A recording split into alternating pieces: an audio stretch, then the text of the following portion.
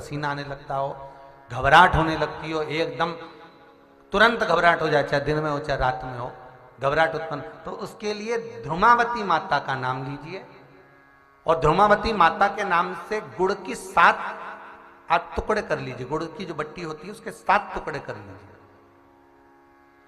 और ध्रुमावती माता के नाम से जहां पर गौरी और शंकर दोनों विराजमान हो, गौरी और शंकर का मंदिर यदि आप दर्शन करेंगे तो शंकर भगवान का जहां शिवलिंग हो और शिवलिंग के साथ में पार्वती जी शंकर के साथ नीचे ही बैठी हो, सामने दीवार पर या ऊंचाई पर ना।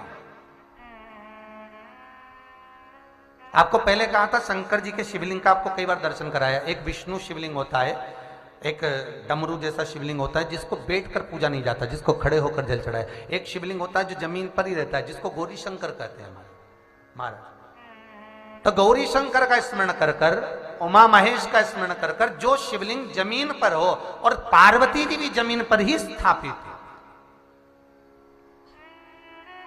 गौरी शंकर का स्मरण कर कर शुक्रवार के दिन शंकर भगवान पर प्रदोष काल में समय के शाम के समय पर सूर्य अस्त के कुछ ही क्षण में वो गुड़ की डिलियां आप शंकर भगवान को चढ़ा दीजिए और गौरी माता का स्मरण कर कर उसको उठाकर ले आइए। जिस दिन उठाकर लेकर आए, शनिवार रविवार सोमवार मंगलवार ऐसे 7 दिन लगातार दरवाजे के बाहर उसी शिव मंदिर के द्वार पर बैठकर आप वो गुड़ की डली को खा लीजिए।